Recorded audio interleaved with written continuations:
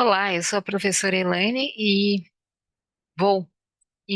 gravo este vídeo para como uma seleção. Então eu vou me apresentar e fazer uma breve introdução sobre redes neurais artificiais e mostrar um exemplo hands-on na prática. Vamos lá? Defesa cibernética. A disciplina é IA e Machine Learning. Bom, quem sou eu, né? Eu sou a professora Elaine Figueiredo, tá? Eu Tenho 42 anos de idade. De formação acadêmica,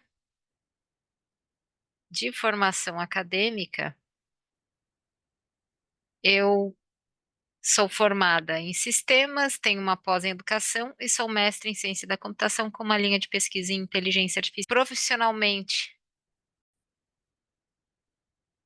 olá, eu sou a professora Elaine Figueiredo e gravo este vídeo como parte do processo seletivo para a disciplina online, gravação e confecção do material para o curso de cibersegurança, né? Vamos lá, vamos lá, Lene Figueiredo. Sou, atualmente, eu cursei algumas disciplinas como aluna especial do doutorado da Unicamp em ciência no Instituto de Computação, né, na área de ciência da computação. Sou mestre em ciência da computação com linha de pesquisa em inteligência artificial. Sou formada em sistemas e fiz algumas pós na área de educação e gestão de projeto. De mercado, eu atuo na Capco Consultoria, sou consultora de TI, estou como Tech Lead de projeto e no Digital Innovation Lab, que tem o uso da inteligência artificial nos nossos processos e trabalho com dados. E academicamente, eu sou professora universitária também, no Centro Universitário Senac e no Instituto Belas Artes, com aulas remotas. E eu oriento o MBA da USP de Engenharia de Software, tenho bastante orientandos hoje no curso, no MBA de Engenharia de Software. Tenho alguns no curso de Data Science também e Gestão de Projetos. E o Digital Business. A aluna defendeu recentemente e obteve um grande êxito que me alegra muito o coração. Então, já me apresentei, vou apresentar a disciplina e a ementa e falar um pouquinho dos conceitos de redes neurais artificiais.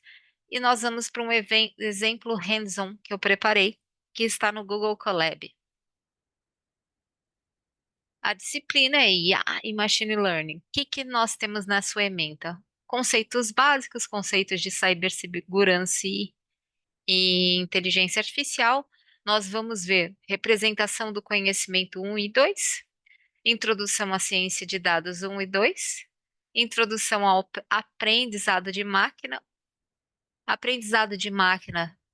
principalmente no que tange aos algoritmos de classificação um, aprendizado de máquina, classificação 2, aprendizado de máquina, classificação 3, aprendizado de máquina, classificação 4 e 5. Esta é a ementa do nosso curso, tá?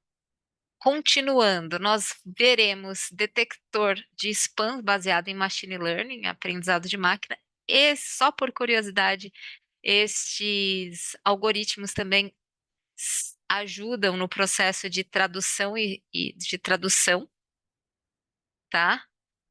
E nós vamos fazer revisão e consolidação de conceitos do aprendizado supervisionado. Então, o aprendizado de máquina, ele tem aprendizado não supervisionado, supervisionado e aprendizagem por reforço, tá?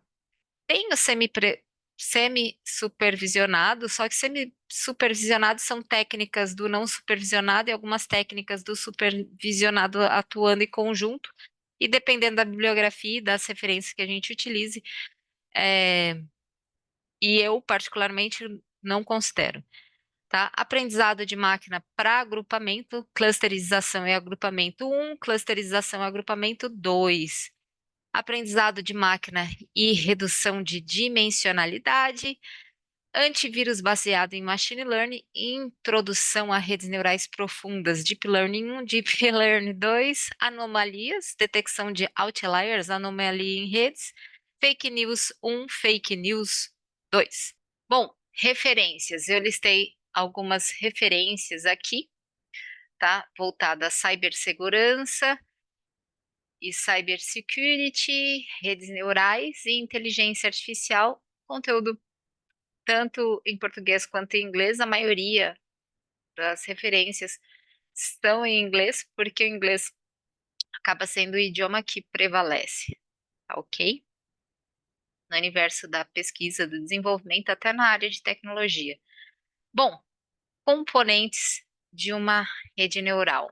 Nós temos os neurônios, os nós, tá? Que é a unidade, cada neurônio vai receber uma série de entradas, vai ter uma função de ativação e vai gerar uma saída. Eles estão conectados uns aos outros através de pesos que a gente ajusta e verifica e valida a importância de cada um. Nós temos a camada de entrada, algumas camadas ocultas e camada de saída.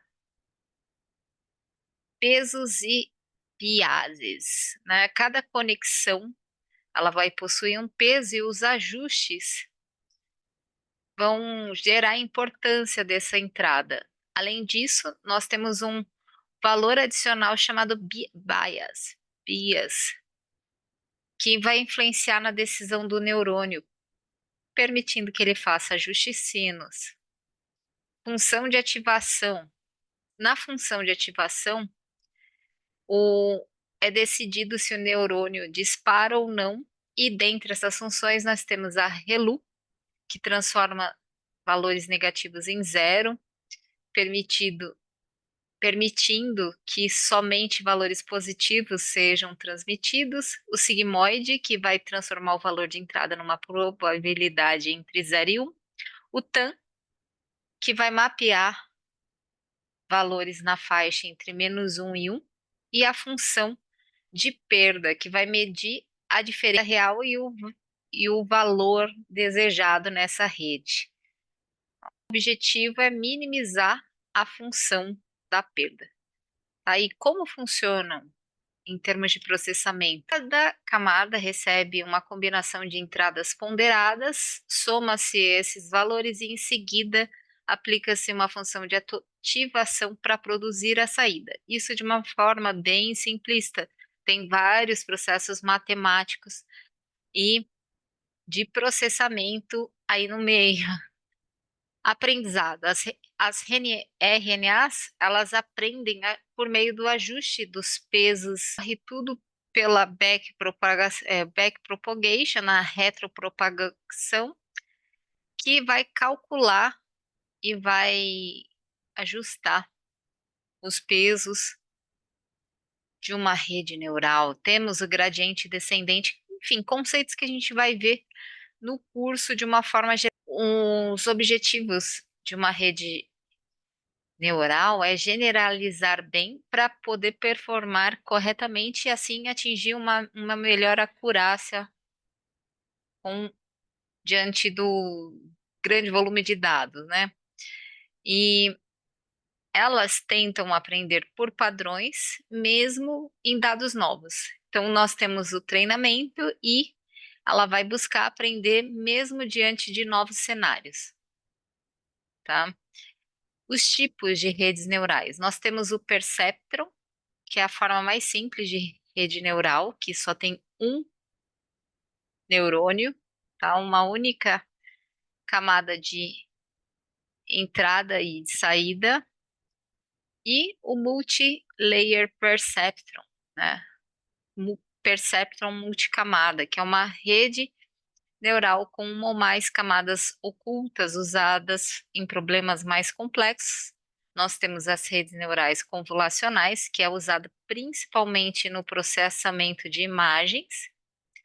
RNN, as redes recorrentes, que foram projetadas para trabalhar com dados sequenciais ou séries temporais ou texto, redes generativas adversariais ou redes geradoras adversariais são redes que competem entre si para criar novos dados realistas e se aproxima da chamada IA humanizada. Aplicações de redes neurais são várias, né? Praticamente podemos aplicá-la em toda a área. Na visão computacional, com reconhecimento de imagem, de vídeo e reconhecimento facial, processamento de linguagem natural por meio de traduções automáticas, gerações de textos e chatbots, previsão de séries temporais, previsão de preços e análise de dados, preços de ações e análise de dados financeiros, diagnóstico médico, detecção de doenças em exames de imagens como raio-x e ressonância, step by step. Vamos lá, vamos acessar o meu Colab para ver um exemplo hands-on.